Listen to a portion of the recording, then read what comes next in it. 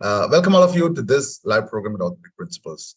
Today, our guest of honor is Manuel Santos Carvalho from Portugal. Dr. Carvalho is an orthopedic surgeon at CUF Porto Hospital and CUF São João de Madeira Clinic. He's a coordinator of foot and ankle at Hospital CUF Porto. Dr. Carvalho completed the internship in orthopedics and traumatology in 2016 at the Central Hospital São João, having carried international fellowships at foot and ankle units in Madrid and Barcelona in 2015. He integrated and coordinated the foot and ankle unit at the Central Hospital Entro Douro e Valga, where he worked from 2016 to 2022. He has published several articles as co-author and author in national and international journals. He's a lecturer, trainer, and organizer of several national and international scientific events. He's currently a board member of the Portuguese Foot and Ankle Society. So today is my great honor to introduce you to Dr. Manuel Santos Carvalho from Porto, Portugal. Over to you, Manuel. Okay. Hi. First of all, thanks for this kind invitation and so I can have the pleasure to speak to you about the ruptured Achilles tendon and how we treat it. And so first of all, I have no disclosures. And just to say, we will speak about 4 topics here in this lecture. We'll speak about the conservative treatment, the primary surgical treatment, the salvage surgical treatment, and then a little bit about our protocol of rehabilitation after an acute Achilles rupture. So let's start with the conservative treatment. So when we have an acute Achilles tendon rupture, we have to decide between a conservative and a surgical treatment. However, we should know that with each of the treatment that we work, it's the same goal, so that we can come with the same outcome. So which is it? It's to restore the properties of an healthy and functional tendon. So we have to define the correct length of the tendon so that it gets the normal muscular architecture. So our goal is to restructure the functional unit of the gastrocnemius soleus Achilles complex.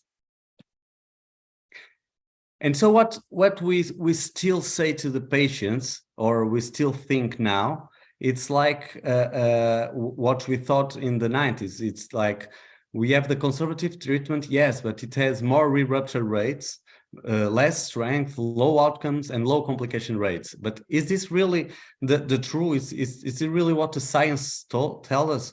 Or in 2023, what should we say?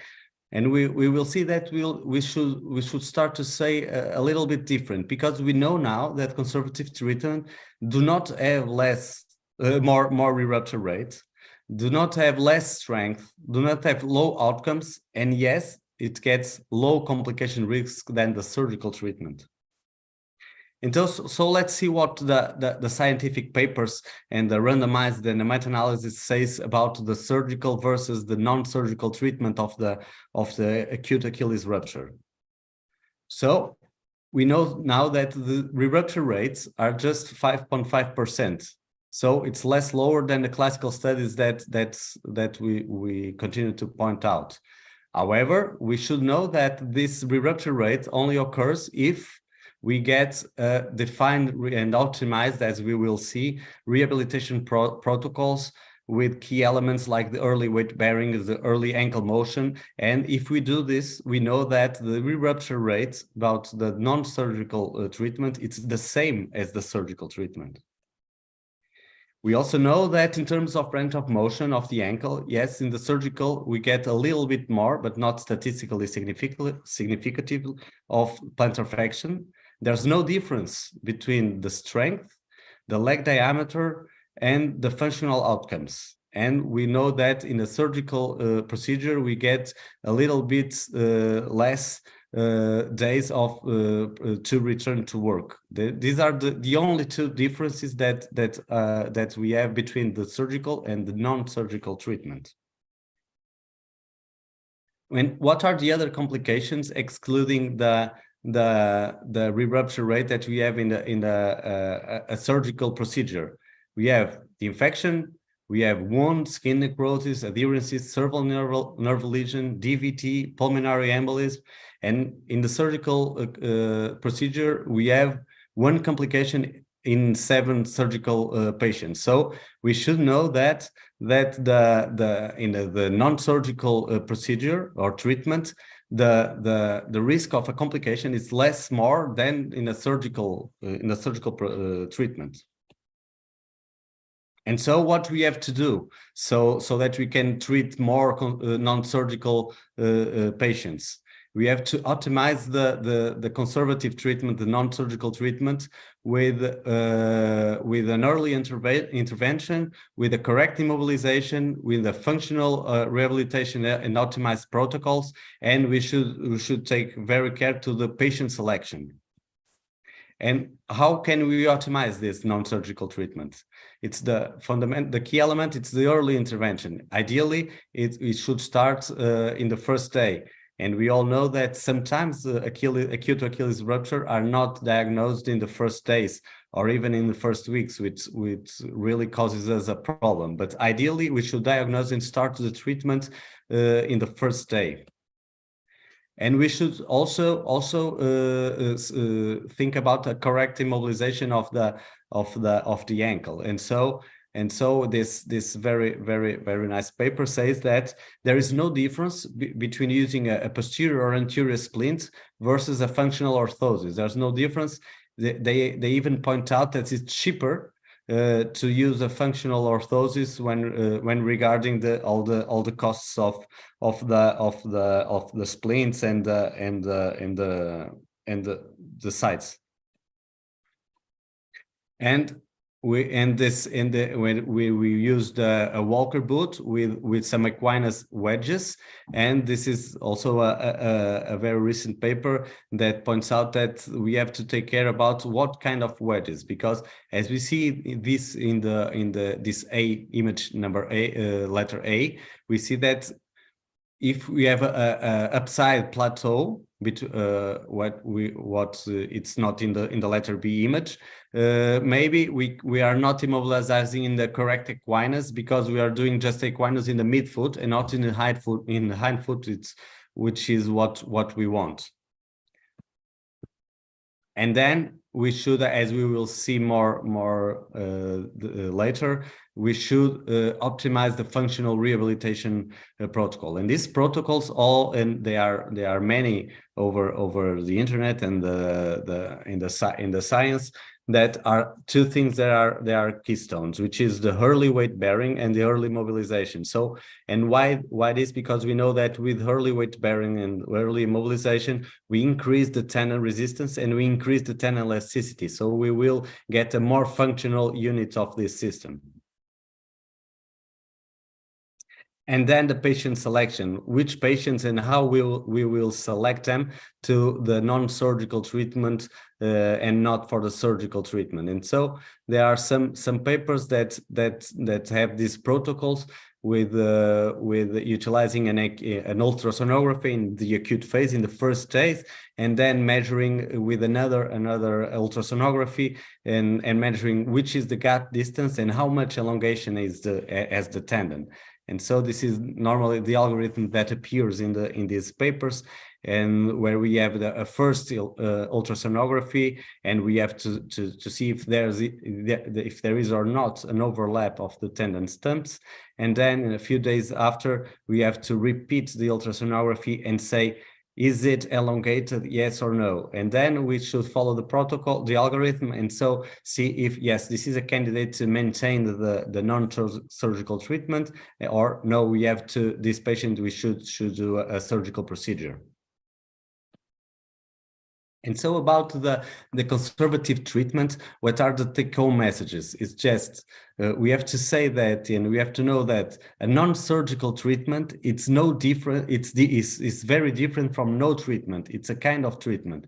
Yes, it's technically difficult.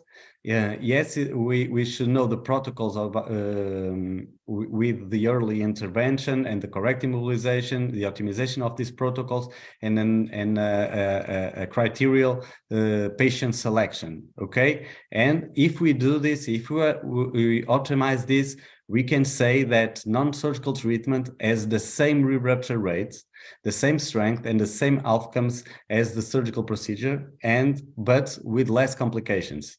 And the patients have a great probability of returning to daily and sports activities, but there's a big commitment between the foot and ankle doctor, the radiology, and the ultrasonographists, the physio, and the patient. So we can say that this is the ideal treatment in evidence-based medicine. And there's something that we are changing, because maybe we are treating surgically a lot of patients that we should not treat, or that because the outcomes would be the same.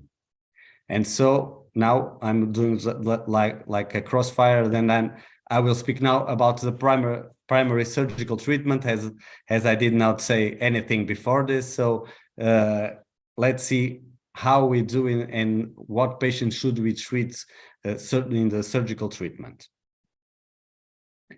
Just starting to say a few tricks how we do it, because the positioning of the patient should be in ventral decubitus with a cushion under the ipsilateral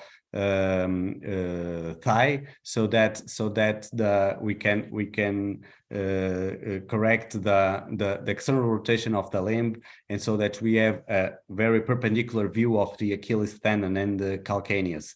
Also, the knee should be a little bit flexed, so that we can so that the gastrocnemius are not very tight, and we can mobilize the triceps, the complex of the triceps, so that we can reattach the tendon.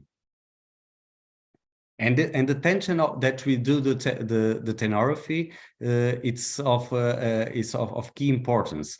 Why? Because we should try to do not leave a gap in one side, but on the other side, we should not over tighten the tenorrhaphy. So one of the tricks that I can say to you is that what we should do is to see how is the tension in the contralateral leg, and so that we can do the same tension of the contralateral leg. And so one of the tricks that we do in the OR is just we have to prepare both legs, so that when we are performing the tenorrhaphy, we can compare them, and so that we do the tension should be equal between the legs. And why? Because the over tightening puts the closure of the wound more difficult, especially the longitudinal incisions, and theoretically leads to shortening and then lower outcomes in the ATRS outcomes. So what kind of surgical procedures or surgical treatments do we have for an acute rupture Achilles? So we know that since 1920 the open surgery has been described, and the goal was to restore the tendon length. And we classically would say that it's better because it will provoke less weakness, less fatigue, less muscle atrophy, and a quicker return to play. As we say, it's not that simple, and maybe that's not the correct way to say it. And classically, we knew that we just had 2 or 3% of re-ruptures. However, we had a more risk of surgical complications, such infection and deep infection. And what are the tricks that I can see that we can perform in an open surgery? So we perform when you're doing an open surgery, we should perform with a medial paramedian incision, so that we can avoid the risk of the sural nerve lesion, and if later needed, facilitating the harvesting of FHL. We should perform a direct dissection of the paratendon, avoiding skin flaps, and why? Because the paratendon should be dissected and opened in line with the skin, so that, and maybe sometimes we put sutures, reference sutures, to facilitate the closure and minimize the adhesion of the skin. Yeah, because as we close the paratendon, that it minimizes a lot the risk of wound complications, the lesions, or even skin adhesions. There are mostly or many times problematic to these patients. The tendon stumps should be take care with have variable conformations and should be taken very care. And we should know if the plantar brevis is intact or no, because there are some papers that say that we should alter our type of surgery if we have an intact plantar brevis or not. But the goal is try to preserve the various tendon fibers. We also sometimes should open the deep sural fascia. Why? Because this will provoke less tension on the skin during the closure, and we get more space for an eventual hematoma to prevent skin problems. We know that in the direct repair, we also know that the Krakow sutures are superior to Kessler's or Bunel's, and the knots should be tied on the anterior aspect of the tendons, tenorrhaphy, so that we can avoid irritating the skin and avoid adherences. And we should close by plans. But then in 1970, there was the percutaneous surgery that appears and was described, and we all know the techniques by McGriffith or Maffoli, or even when some devices appeared like the Tenolig and the Dresden device. And so what is the advantages of the percutaneous surgery in contrast to the open surgery? Is one of the things that I think it's the big advantage. It's that we can do that with the patient awake, and as he's awake, we can perform we can ask him to plantar flex after the tenorrhaphy and see if it's functioning or not, our tenorrhaphy.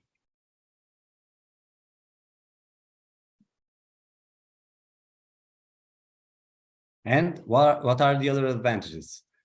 We know that they have less infection than the open procedure, and they have similar outcomes.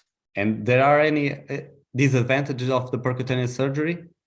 Yes, we know that we increased a lot the sural nerve lesion with this technique, with the percutaneous. And the re-rupture rates were similar to the open surgery, but the sural nerve lesion was a lot higher than the open surgery. We also knew that when doing the percutaneous surgery, the position between the tendon stubs were very variable, and so when this occurred, when the apposition was not completely correct, the outcomes were lower in the percutaneous in this type of patients when the stumps are not 100% appositioned. And then in 2000, it appears a new way of treating this Achilles rupture, which is the minimally invasive surgery, or the mini opening surgery. And because they tried to have all the advantages of the open surgery and all the advantages of the minimally of the percutaneous surgery. So what do we do? It's a mini open incision in the site of the ruptures, so that we can have a direct control of the tendon stumps and of our tenorrhaphy. Where there appear some devices like the Achilles or the PARS, which is from Artrex, and which have some things different one from another. And the big difference is that we can see directly the tendon stumps and how we are performing our tenorrhaphy. And this device and all the knots and all the sutures comes inside the tendon sheet, so we are minimizing the great risk of the percutaneous procedure, which was the sural nerve lesion. So in the mini open procedure, we are minimizing a lot the sural nerve lesion. So what we do in my clinical practice now, I am in many patients, I do a surgical procedure. I do a mini open surgery with the PARS system from Artrex, and with the accelerated rehab. It's how we will see in the later in the presentation. So this is my first option, because I think there's a quicker return to work or play. Patients that go to the same level of sports that they had before, and we have less complications resulting from surgery where if I performed it percutaneous or open. So I'll do a mini open with accelerated rehab, but sometimes I cannot do that. And so when do in those cases, what I just do? I do a non-surgical way, just with accelerated rehabilitation. And with kind of patients who have low demand, we have a lot of comorbidities, or patients that we miss the surgical time window, which the mini open procedure cannot be done. And so then we pass to the salvage surgical treatment. And when do we use the salvage surgical treatment? Basically, it's when we have a chronic rupture of the treatment, a chronic rupture of the Achilles tendon. Sorry, it's wrong. And so, but first we have to define what do we call a chronic rupture.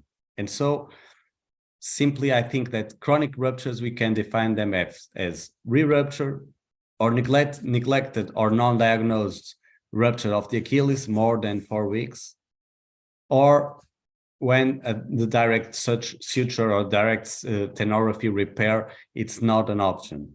Also, when there's a biological tendon deficit, so that we cannot perform a direct repair, or in the first case, where there's also a big gap that we cannot do any open procedure or direct repair. And what kind of treatments do we have in these cases that are so complicated? I think there are two kind of surgical procedures, using or utilizing the native tendon, and we have these are the classical ways, which is the direct suture, which is a lengthening flap, or like an Abraham Pankovic, or a turn down flap with Christiansen, as Christiansen described it, or we can do some kind of augmentation, like utilizing another tendons like the arm strings. Then, if we also can use tendon transfers, and how is this done? We use an healthy tendon of other tendon, and in these cases we can use the peroneus brevis, the flexor digitory longus, or the flexor hallucis longus. And when can you do the Abraham Pankovic or the lengthening flap VY? Normally, it's when the gap is less than 5 centimeters. And remind that when we have this, we have to draw the lines of the lengthening, and the flap arms should be twice the size of the gap. And this could be with an extensile approach. And so, if possible, sometimes it's not possible because there's adherences of the tendon and of the muscle to the leg. If possible, we should do by 2 incisions, because when doing this so extensile approach, we are at a very risk of wound complications, sural nerve complications, saphenous veins complication. And we also know that this kind of patients most likely are the patients that have some kind of comorbidities that by them they also have an increased risk of this complication. So we should take very care about the soft tissues in these cases, and think wisely if we should do this or not for each patient. And then we have our protocol, which is like 2 weeks of a plaster splint with equinus, and then 2 to 12 weeks with a walker boot with protected weight bearing, and increasing the dorsiflexion of the ankle. And then the turn down flap, classically, or the Christiansen as he described, is classically indicated in the chronic ruptures, which have a gap between 5 to 7 centimeters, and the goal is so that the flap can cover the defect of the tendon. There are some difficulties in this procedure, which is the bulkiness of the proximal tendon, because it overlaps, and the distal tenorrhaphy can be very thin. So we are at risk of performing a tenorrhaphy that it will not function. Okay, this turnaround flap, as the prior that I said, has all the problems of the extensile approach, with adherences and skin complications, wound infection, and sometimes can be tragic. We have also described in very papers the augmentation with another tendons, normally the arm strings. With these augmentations, yes, we can do a smaller incision. However, it still will be bulky and will be difficult to close the skin. And of course, there's the comorbidity donor site of this healthy tendon. And as is a tendon that it's not attached to a muscle, it will not give biology to the tendon. Okay. So most of the papers say that the outcomes are not so predictable with these techniques. And then we have the other kind of treatments to these chronic ruptures, which are the tendon transfers, and we can use 3 of them, or they are described 3 of them, which are the peroneal brevis, the flexor digitorum longus, and the flexor hallucis longus. In the past, a lot of people use the peroneal brevis. However, there are some kind of things that I don't agree with using the peroneal brevis, which is peroneal brevis has a very important function as an everter and a dorsiflexor of the ankle, and we should know that we are taking out this kind of strength to this ankle. Moreover, the peroneal brevis is an antagonist of the Achilles, so it's a dorsiflexor, not the plantar flexor, and so is activated in a different phase of the gait cycle. So it's not, maybe he will not be activated in the same time and as it should, but some people still think that this peroneal brevis should be used as a salvage procedure, which is, we will see that we use the FHL as this salvage procedure. But if this fails, yes, we can use the peroneal brevis, and this is what we use now. We think it's better. It's the transfer of the flexor hallucis longus. And why do we use it? Because it's a very potent plantar flexor, the FHL, and it's activated in the same gait phase as the Achilles is, as a similar force vector as the Achilles tendon, has proximity with the Achilles rupture, and we can minimize the risk of a neurovascular bundle. And so with the FHL transfer, we can increase the plantar flexion strength. We know for some MRIs that we perform some months after this tendon transfer, that as we transfer the FHL to the calcaneus, some of the muscle belly of the FHL goes in contact with the Achilles tendon, and there is a revascularization of the Achilles tendon, and sometimes there is a complete healing of the Achilles tendon, not doing anything but the tendon transfer and giving biology to the tendon as the muscle belly of the FHL goes in contact with the Achilles tendon. And we see also an hypertrophy of FHL over time, and patients do not have a lot of muscle weakness. Sometimes they don't even perceive the muscle weakness between both legs. But we can do this FHL transfer in two ways. We can do this classical the way, or open surgery, or endoscopically. And so, which are the advantages or the disadvantages of each one? So in the open FHL transfer, we are increasing the mobility as the incision it's more extensive, it's larger, so that we have more skin complications, we have more infection, more sural nerve lesion, and a delay rehab. If any of these complications appear, we are delaying the rehab. And so a few years ago, we are describing the endoscopic technique of transfer the FHL, because it's attractive, because nowadays everyone wants to do everything minimally invasive endoscopy, and has all the advantages of endoscopy, as it is less invasive, and so we can diminish the complication rate, especially the wound problems that we had with the open transfer of the FHL. And we have a Portuguese colleague that in 2015 described in the arthroscopic techniques the endoscopic technique of the FHL transfer in a failed Achilles repair. And so, as courtesy of him, who is Dr. Nuno Couto Real from Lisbon, I will show you how we do this endoscopic technique. So this is. We start doing a posterior endoscopic ankle endoscopy, posterior ankle endoscopy, as described classically by Professor Van Dijk, and we identify all the structures as the subtalar joint, the ankle joint, and this is our FHL.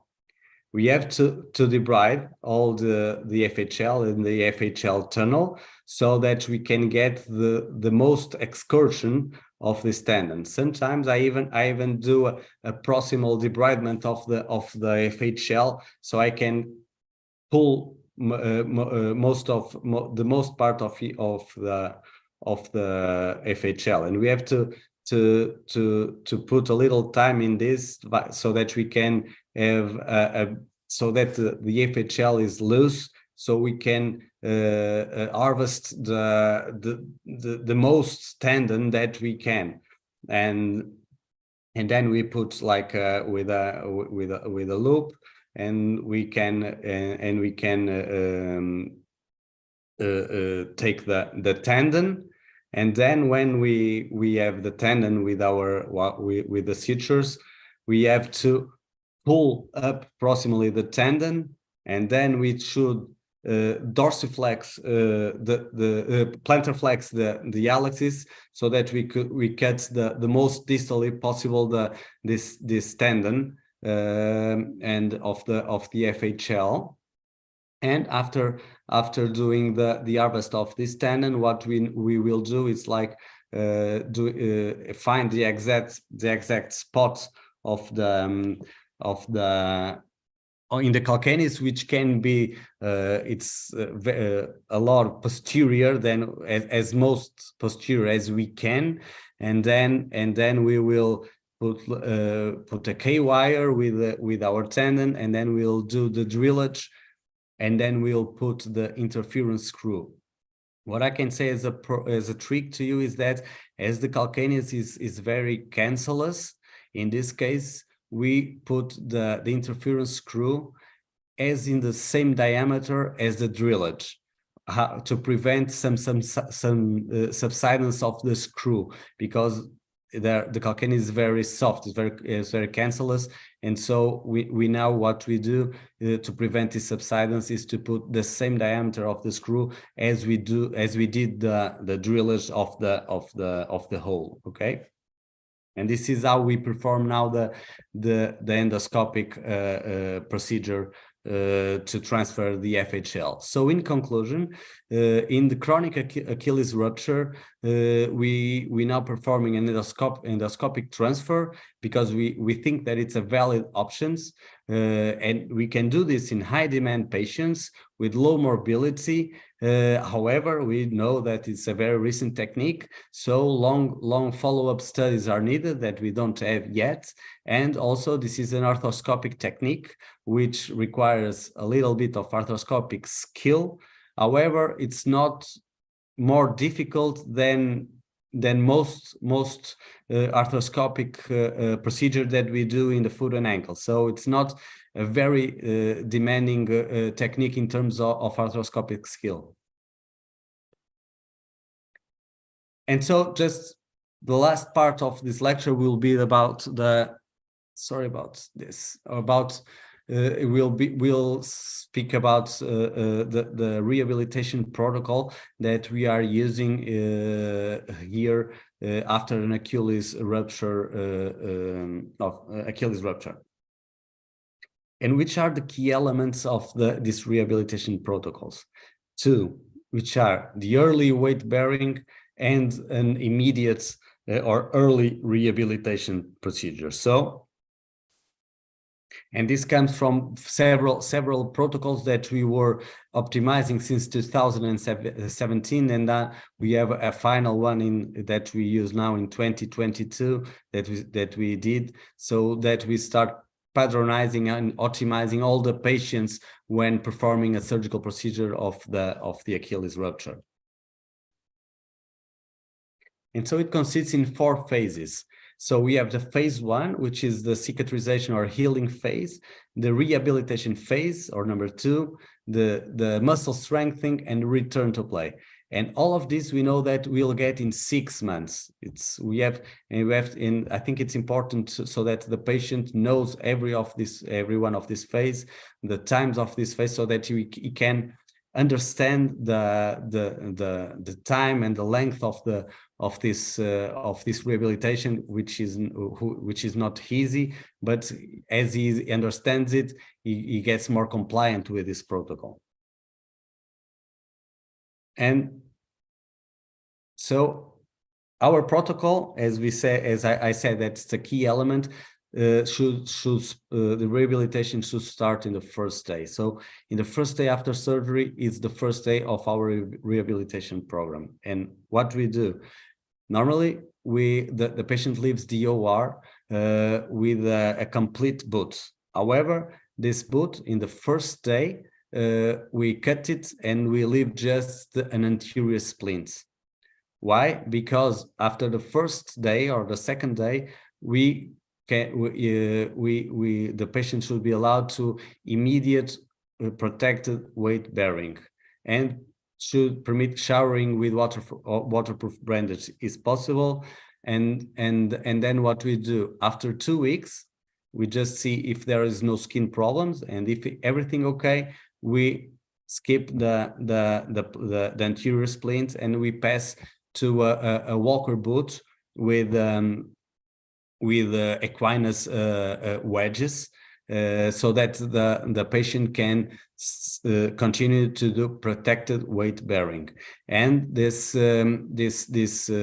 wedges, we will take off 1 wedge each week. So in 3 weeks, we will pass from an equinus position of the ankle to a almost neutral position of the ankle. Also, the patient will learn with the physio how to utilize the crutches, how to weight bear in these conditions, how to prevent muscle atrophy of the thigh, of the contralateral limb, and you will have some kind of exercises to do at home so that we can prevent this atrophy. And so in this phase 1 or 2 weeks, what are the goals? Protection of the surgical wound, wound healing, reduction of the pain and edema, and the prevention of immobilization effects. And so this is why in the first 2 weeks we do this anterior splints of the ankle. And when can he pass to the phase 2 criteria? At 2 weeks, if there's no problems with the wound or with the scar and the patient has a controlled pain. And then you will pass to the mobilization phase, or the phase 2, which will be from 2 to the 6th week, where our goals are the protection also of the surgical wound. We will allow the active dorsiflexion, but just until the neutral position. We will likely want to improve the weight bearing with walker boot and the crutches, taking off 1 wedge each week, as I said, and to prevent the muscle atrophy of the triceps.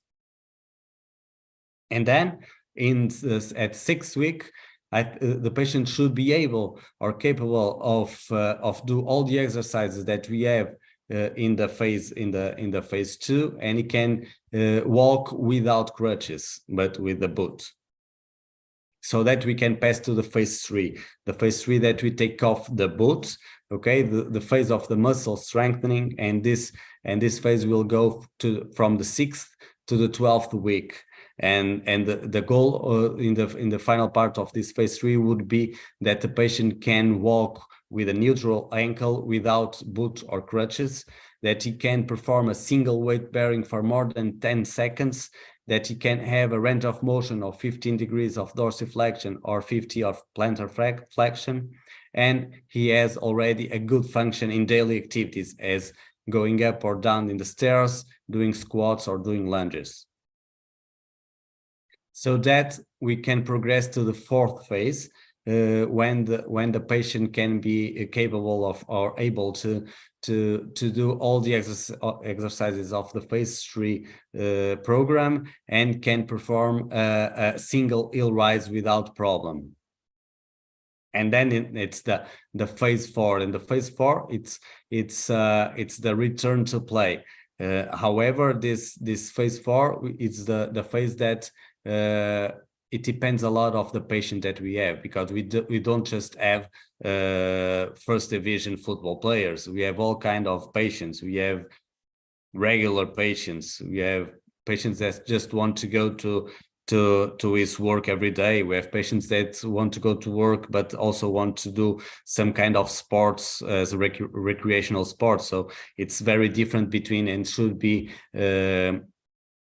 individually. We should do this from patient to patient, but the main goals are a recuperation of the muscle mass, gaining functional control, running without pain, and in case of the sports players, return to play, ideally in the same level as they did before the rupture.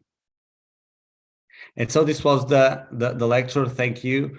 I have all the pleasure if you want to have any doubts or any questions.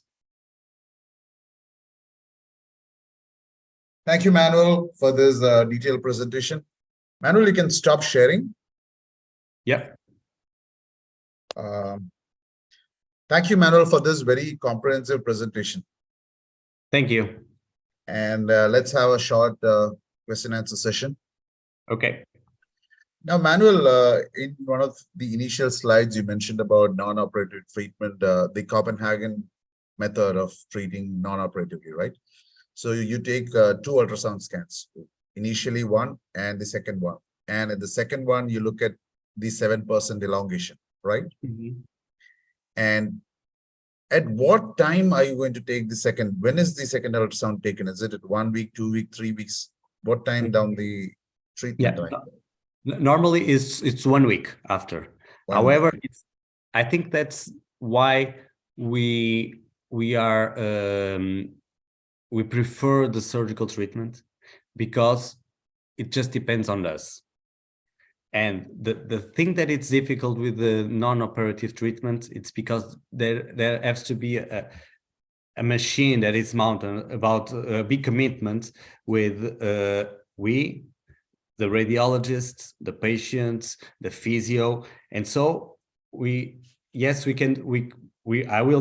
don't do the ultrasonography. So I depend on what percentage, because they say it's 7% elongation, but what is 7%? Okay. So we depend, and sometimes we have to, and the radiologists are not all the same. They don't measure all the same. So, but what the key element that I would say, I think I think the non-surgical treatment, it will be a very accepted and valid option.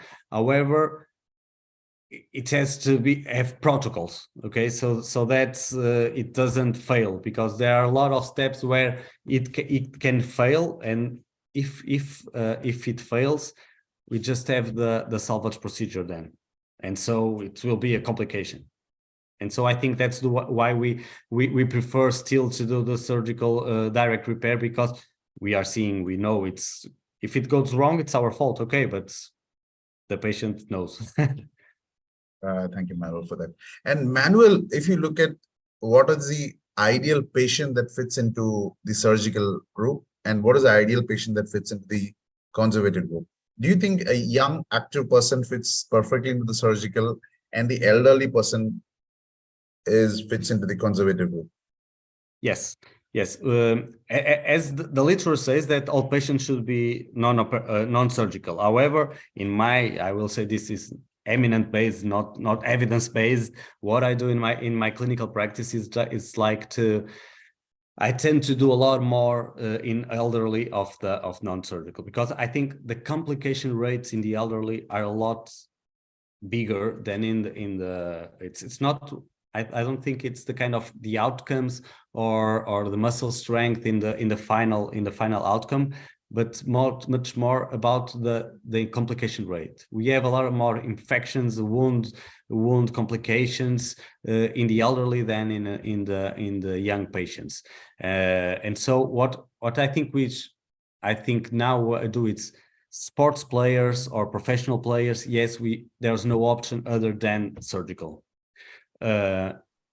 Elderly patients with diabetics, renal insufficiency, corticotherapy, steroids, quinolones, that kind of thing, I think they should be primarily for conservative treatments. We then have a gray area between them, okay? But I think the age can be a thing that we can differentiate. In the young, we tend to do more surgical procedures. In the elderly, more conservative, and both have similar results. Thank you, Manuel, for that. Manuel, just one last question before we wind up the session.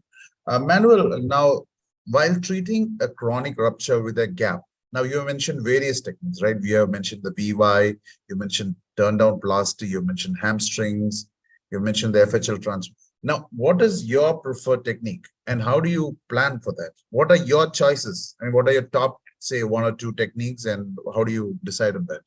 Yeah, that's it. That's interesting, because we, as I said, I think we live in the last years of the foot and ankle history. I think we live in an era where everyone wants to do as minimally invasive as if they can do everything minimally invasive, they do it minimally invasive, and sometimes I'm a little bit critical of that way of thinking. However, what I know is from this FHL transfer endoscopically, I think it is easy, and it's the complication rate, it's nowhere near the classical ways. I think for me, if possible, there's no other way of treating a chronic rupture than an endoscopic. I performed a lot of the classical ones with the VY and the Christiansen. Yes, but the first few days we don't sleep, because we are very worried about the complication, because the complication rates of the 20-25 centimeters extensile approach, and sometimes these patients are not the football players, no, are the comorbidity players. So if possible, I think it's a very easy way. It's not difficult to do an endoscopic transfer of the FHL, and this is the kind of technique that I can say that yes, minimally invasive, it's no doubtly better than doing open. Thank you, Manuel. Manuel, I think that's all the questions that we have for the session. Thank you for this fantastic presentation. Thank you very much for the invitation. Yeah, bye-bye. Bye. Thank you.